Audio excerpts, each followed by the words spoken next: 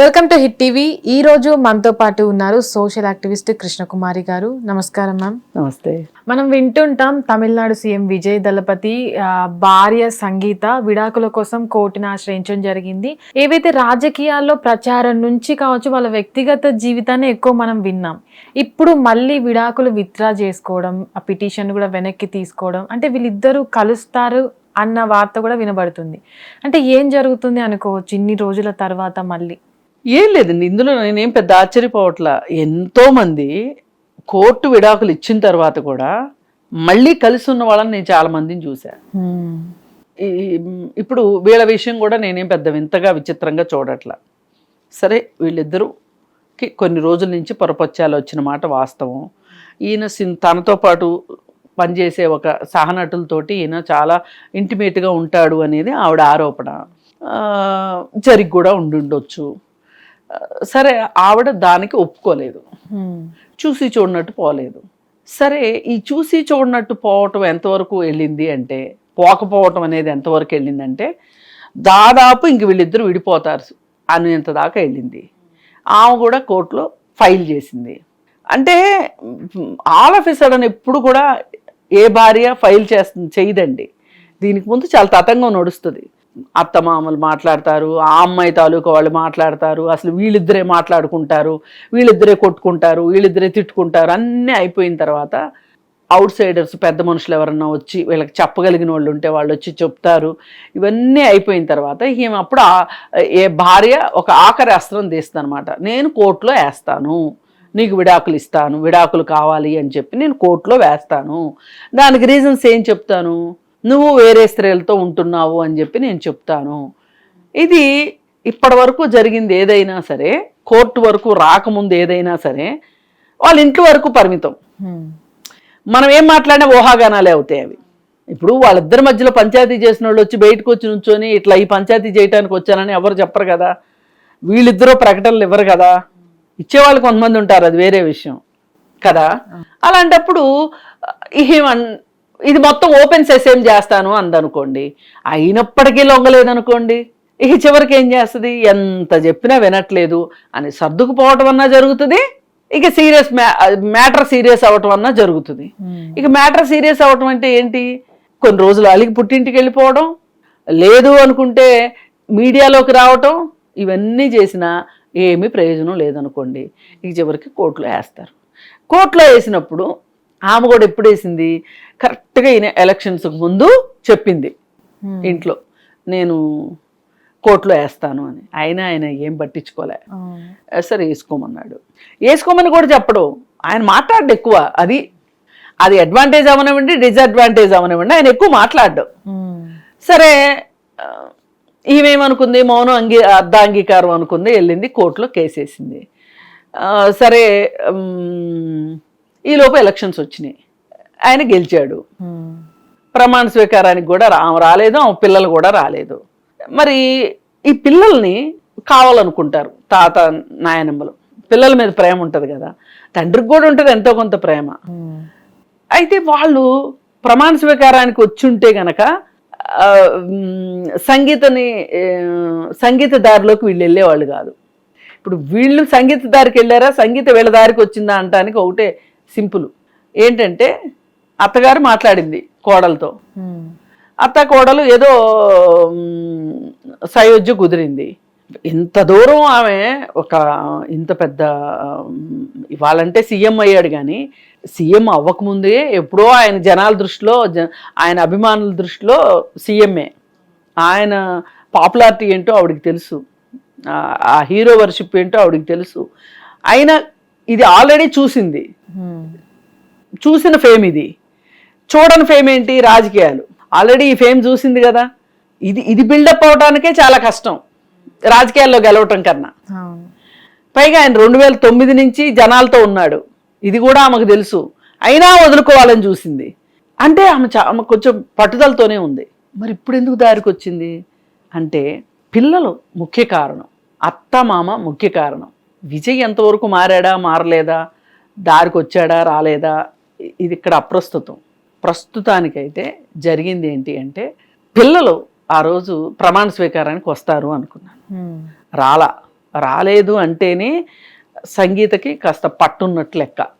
ఇంకా వీళ్ళు ఆలోచించారు, ప్రమాణ స్వీకారానికి తల్లి రాలేదు, పిల్లలు రాలేదు, ఏంటి ఇప్పుడు ఏం చేద్దాం, మరి కాస్త రాజీకి వద్దామా, కొంచెం ఆ అమ్మాయి చెప్పేది కూడా విందామా, ఇది కొడుకుని ఏదన్నా ఒప్పిద్దామా అనే విషయంలో ఆ తల్లి శోభ అనుకుంటా ఆవిడ సఫలీకృతురాలనేట్టు ఉంది.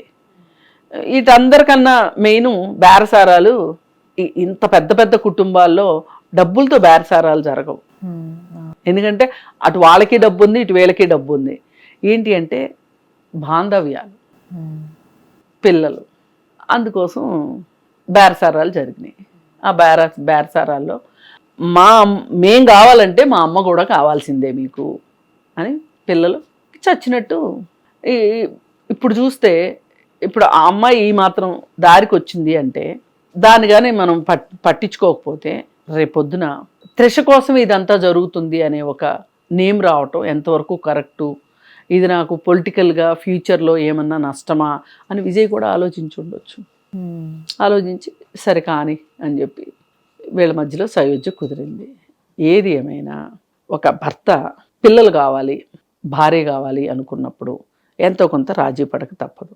అలాగే భార్య కూడా నాకు ఒక కుటుంబం కావాలి, నా పిల్లలు మంచి పొజిషన్లో ఉండాలి అనుకుంటే ఆమె కూడా ఎంతో కొంత రాజీకి రాక తప్పదు.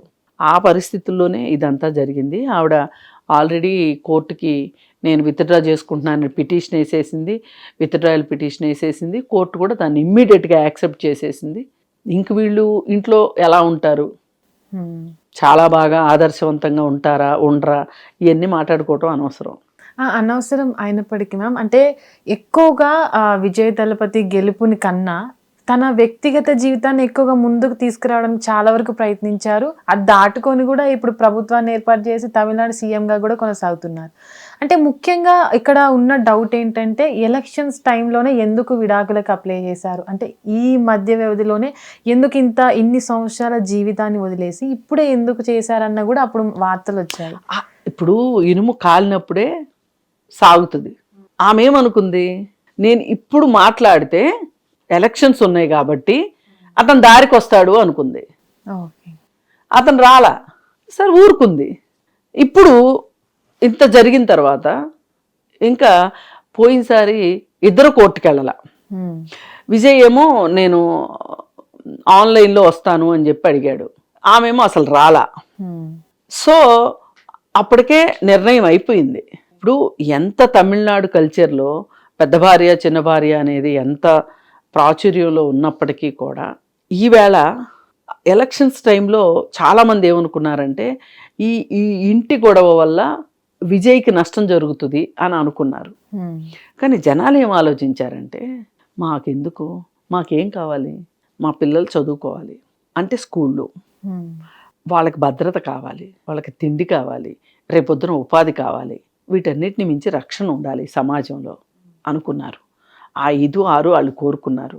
వాటికి సంబంధించి ఆయన మాట ఇచ్చాడు అన్నట్లుగానే నిజానికి మాట మీద నిలబడ్డాడు. ఏం చెప్పాడండి, మహిళల భద్రత మీద ఫస్ట్ ఫైల్ సైన్ పెట్టాడు, సెకండ్ ఫైలు మాదక ద్రవ్యాలు వీటిపైన పెట్టాడు. అందుకని ఏంటంటే అతను ఒక స్ట్రాటజీ ప్రకారం వెళ్తున్నాడు. అది ఒక మొండితనం అనుకోండి, లేకపోతే అది ఒక స్ట్రాటజీ అనుకోండి, ఏదన్నా అనుకోండి, అతనైతే ముట్టుకు వచ్చిన రోజు నుంచి ఈ రోజు వరకు ఏంటి విజయ్ ఇలా చేశాడు అనే మాట ఇంతవరకు అనిపించుకోలే. అన్ని నిర్ణయాలు పకడ్బందీగా తీసుకుంటున్నాడు. Slow and steady wins the race లాగా ముందుకెళ్తున్నాడు. ఇది తనదైన ముద్ర వేస్తున్నాడు విజయ్. ఎక్కువ మాట్లాడు, తక్కువ మాట్లాడి ఎక్కువ పని చేసేటట్లు.